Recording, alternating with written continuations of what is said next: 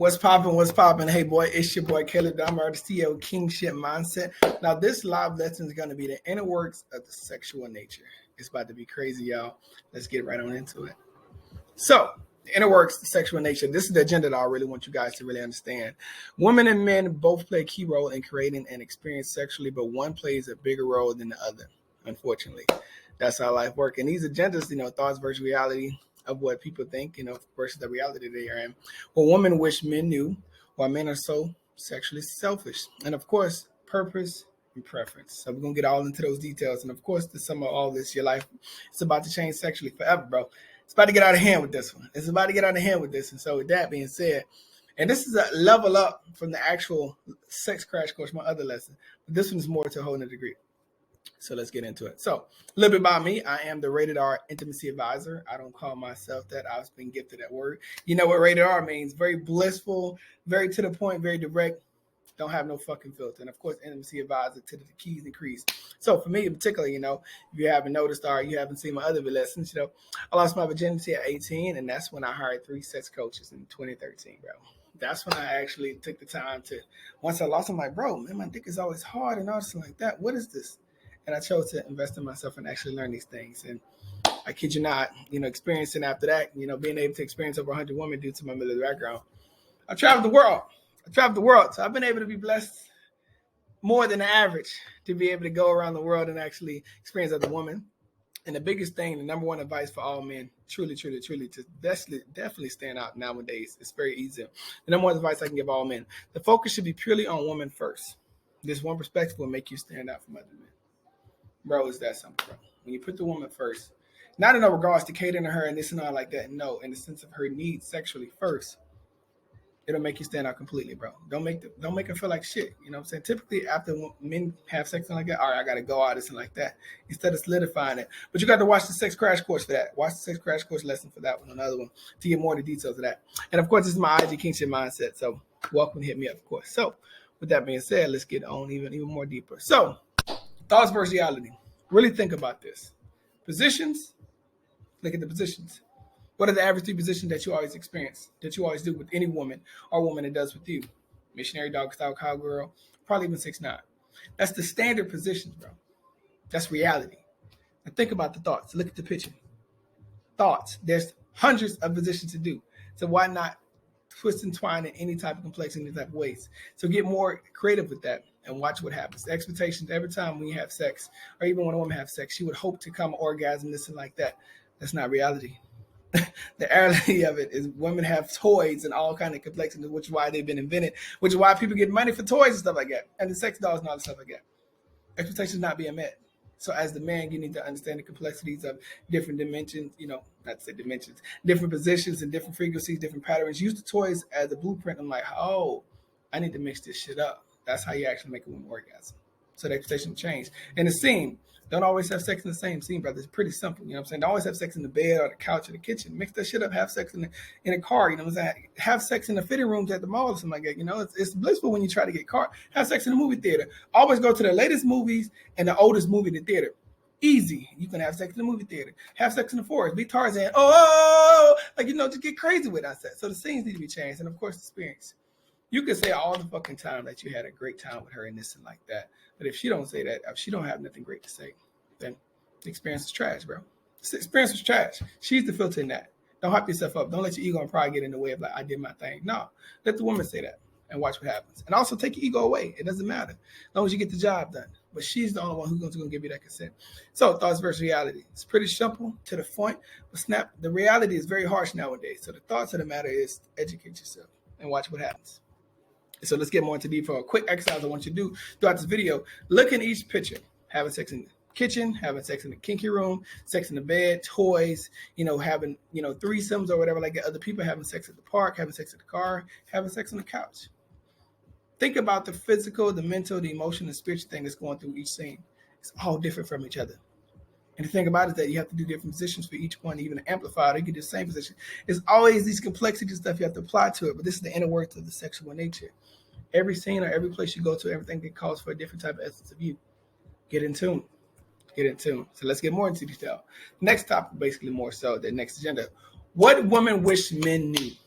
Discover her angles. Every woman wishes that a man knew her angles. But that's the complexity of it. There's over hundreds of positions to indulge with. So why not explore them?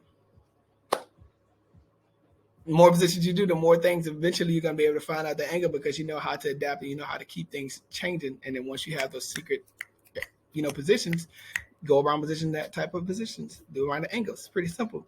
Routine is boring. Too many different rhythms, modes, scenes to set, foods. You can add food to sex and explore, and etc. To explore to create a different movie every time. So basically, when you have a sex as an experience, I look at it as like I'm the director of a movie scene.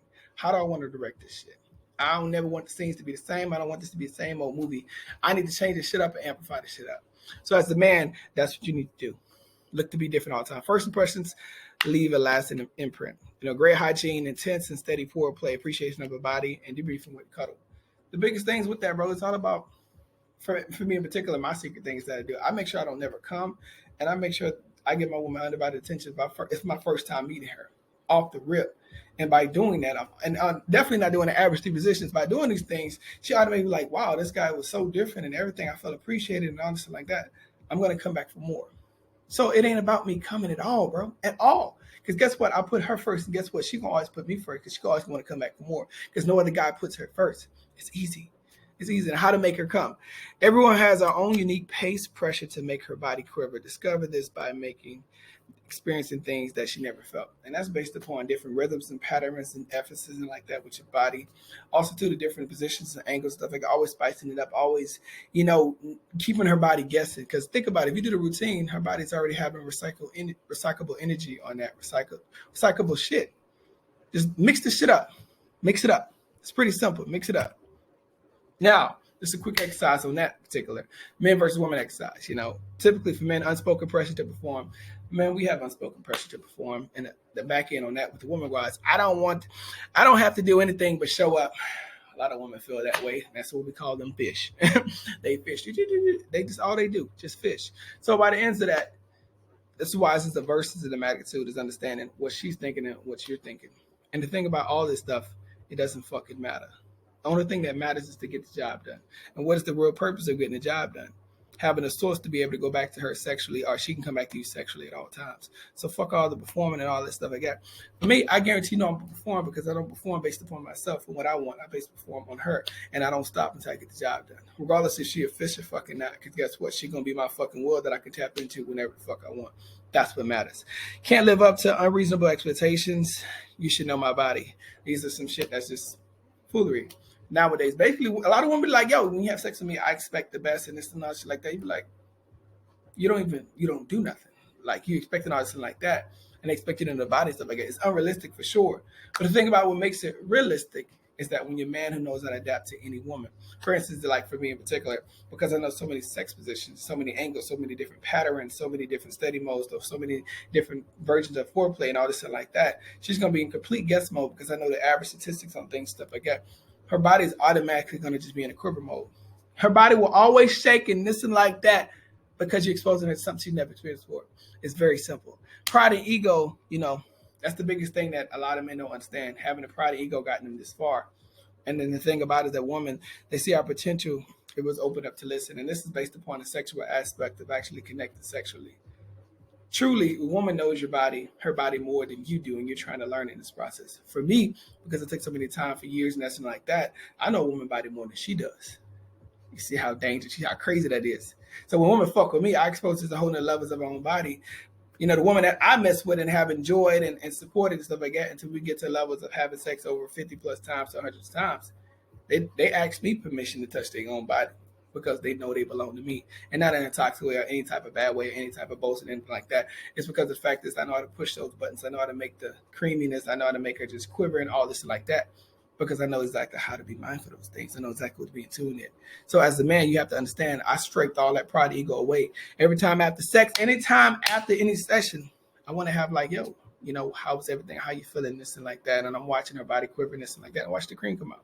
It's pretty simple. And this is a quick sample size about that exercise. But it's a little glance. And of course, why men are so sexually selfish. And this is a big one.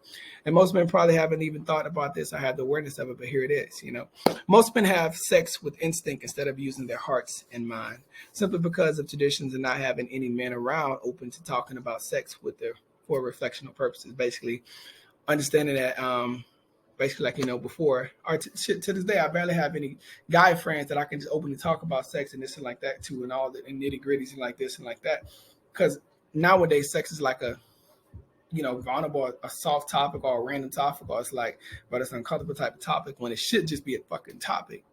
But the thing about it is most men don't have those type of sources to actually have to talk about these things and actually look to learn and like that openly. Because we don't talk about these things as bros. So that's what things like this is for, to actually build up that awareness to it. You do have people out there. And to get even more detail, when our penis is hard, it brings us to a primal state of mind. The objective is to get our mind, or to get our body to the stimulation required to ejaculate for the reproduction phase. It's really that simple. Think about this in regard. Every time a man is married and this and like that, how come if you see a woman over there he's attracted to, he still want to fuck her and just keep it moving? We don't operate on love and this and like that. We operate on pure design. Our DNA, our we don't have to have a brain to just want to, reproduce into the essence of that and then keep it moving. That's our instinct.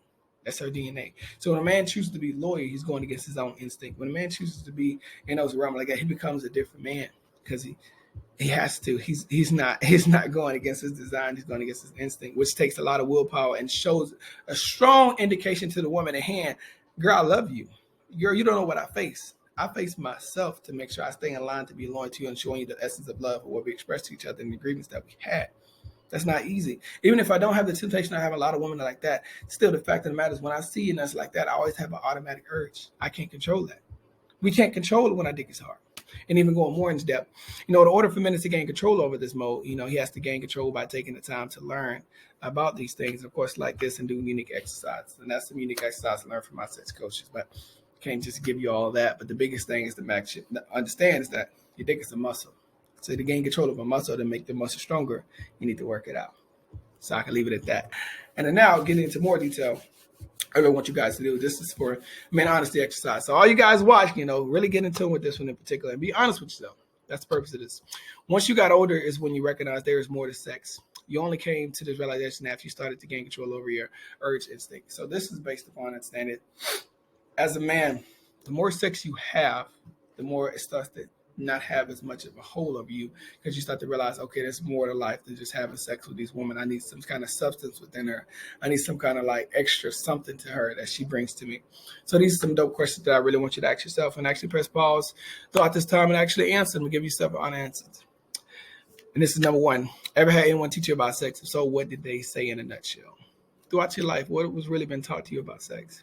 And when it was taught, what was the essence of it? From their experience, so was the essence from the definition, or was it essence of actually something that was very beneficial to you? Don't have sex unless you trying to have kids. Hey, wrap it up. You got to be safe about these things. They don't teach you all the experience and stuff that it brings, and what it unlocks within a woman, what it unlocks within your spirit and things of nature. They don't teach you all this stuff. So be mindful of that. So I want you to ask that question to yourself. When you watch porn, whenever you watch porn, was it for educational purposes or simply to get one off? Typically, I'm gonna be real with you. Whenever I was more younger, whenever I was watching porn and stuff like that, it's typically just to get one off and keep it moving.